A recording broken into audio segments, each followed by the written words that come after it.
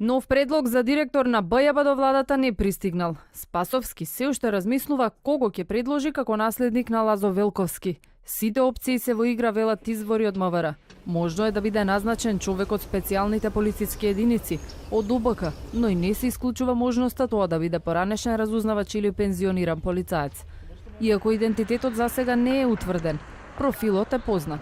Треба да биде избран професионалец кој ќе работи по закон и ќе биде чесен, брифира функционер од МВР за телевизија 24. Засега, официјално е само разрешувањето на Велковски. По предлог на министерот за внатрешни работи господинот Оливер Спасовски, на вчерашната седница Лазе Велковски е разрешен. На истата седница немаше предлози или нови имиња за директор на бирото. Се очекуваме во некој од наредните седници да има, истовремено после таква одлука ќе биде информирана јавноста. Неизвестно е и во кој правец ќе продолжи кариерата на Велковски. Од МВР не открива дали ќе биде вратен во кабинетот на министерот како советник или ќе добие друга работна задача. Од министерството само кусо потврдија дека Велковски останува таму. Велковски со својата професионалност и работно искуство ќе продолжи да придонесува во работењето на министерството. До назначувањето на нов директор Бирото за јавна безбедност ќе го води Бесим Деари, кој 10 години е втор човек во БЈБ. Во телефонски разговор Деари рече дека ниту добил понуда, а ниту пак има амбиции да стане директор на Бирото.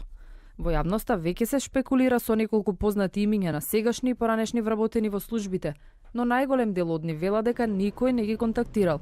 Како најнов предлог е и сегашниот прв човек на СВР Скопје Тони Јакимовски, но и тој за телевизија 24 одговори дека првпат своето име поврзано со БЈБ го слушнал во медиумите.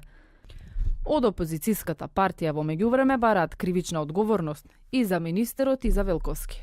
Бидејќи е констатирана одговорност, Велковски и Спасовски кривично да одговараат за злоупотреба на службената должност и да не се кријат зад коалицијските пасарења и кадровски смени.